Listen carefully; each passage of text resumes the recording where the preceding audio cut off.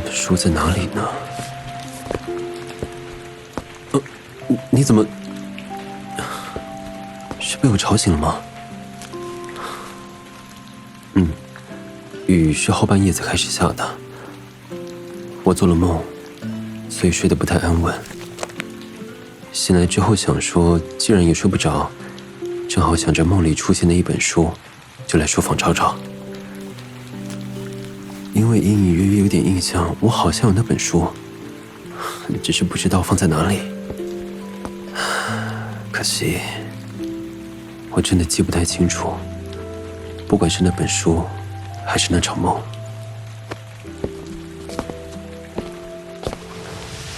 只记得梦里空无一人，而我整天游荡在巨大荒芜的殿宇中，只能与几只鸟雀为伴。他们称呼我为先知大人，常常想从旁窥测我手中书页上所写的内容。我虽然记不清楚书上到底是什么内容，不过应该对我非常重要。那本书究竟跟什么有关系呢？我总觉得我应该想得起来。你说的对，那明明只是一场梦而已，的确不应该这么执着。你听，外面的雨停了。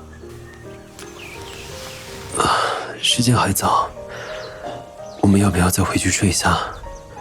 之后有时间再来找书也可以。现在我更想跟你待在一起，什么也不做。虽然梦中的内容已经模糊，不过那种巨大的孤独感并不能那么轻易遗忘。那么在我们重新入睡之前，跟我说说你有没有做过什么难忘的梦吧。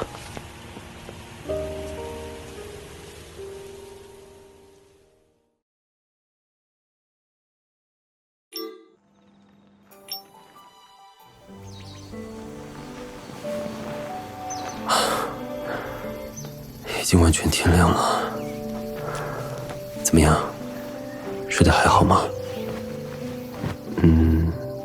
我睡得也很好，而且还做了另一个梦，跟之前我提到的那个梦有点相似，不过是从另一种视角，所以补全了很多细节。我记得最清楚的是，其实那个梦里也有你的存在。那所谓的先知，本来是你和我们曾是神明的忠实信徒，却预知到神明失望于人类的愚昧，将要以浩劫重塑秩序。海洋吞没城市，大地分裂崩陷，森林终日燃烧，人类疲于奔命，水深火热。我们于心不忍，于是把一切告知人类。神明得知此事，震怒后降下神罚。我不愿你受苦，就独身一人承担罪责。那座荒烟蔓草的宫殿就是我的流放之地，并且为了警示世人，我把肩负一身漆黑的羽翼作为罪证，昭彰着我的背叛与堕落。而你不知生死，也不知去向，与我就此失散。经年累月，我渐渐想不起你的容颜、声音，甚至是姓名。可是我不想忘记，于是一遍又一遍在手札中记录着与你有关的一切。其实那些鸟雀并不是窥伺，而是作为自由的生灵，我想让他们记住其上的一切。或许有一天，他们能够替我找到你，哪怕是看你一眼也好。是个有点悲伤的梦，不过不知道为什么，我却并不孤单。也许是从某一刻开始，我已经意识到那一切只是一场幻梦了吧。现实中没有分别，没有遗忘，你安然栖于我的枕边，